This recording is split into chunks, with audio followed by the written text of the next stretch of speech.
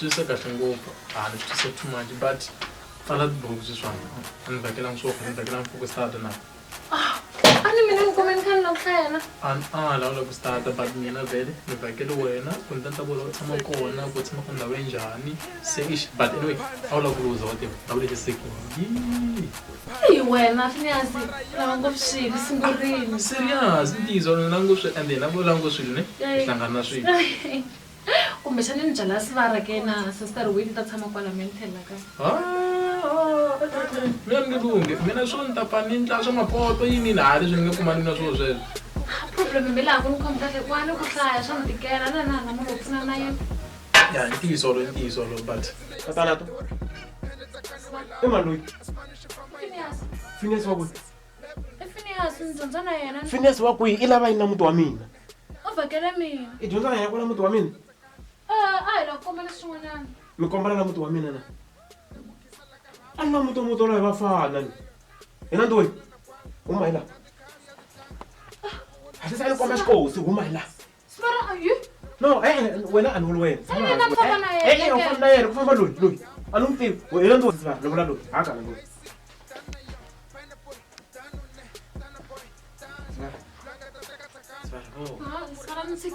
hi swona swo ni fambisa munhu loyi a ta ku ni pfuna hi swa xikolo mara vo mara ni ma swona ku munhu loyi I tele mina a hi swona na ku va byela sesi mina na ku va byela na mina ni na jealous ka wena loko ni vona vafanafana va tshamela eka kona ni va na problem na swi ta ka mina wa ku famba yini na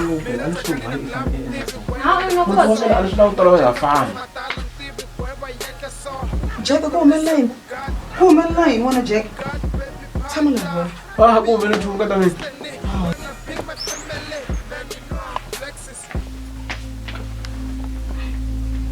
wa yi caca n'wana lowu I ri caci hi mina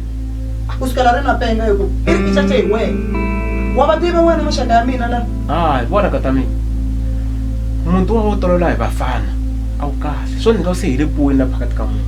se byela mina I vafana mangani ma nga ta handle ka mina a ni nga ali ku yena I fana a starta na wa sivara mara loko se va tata swi endlela mutini muti wa mina wa ha ri muti se yini ani se leswi endlisaka swona wa n'wi lava loyi wena kumbe wo lava ta n'wi teka swo yini swo ni nga twala na n'wana loyi wa ha ri n'wana sivara wa mina n'wana loyi hi swona leswi endlaka loko va lava ta n'wi pfuna timhaka ta xikolo ke na swi twisisa a ni ngo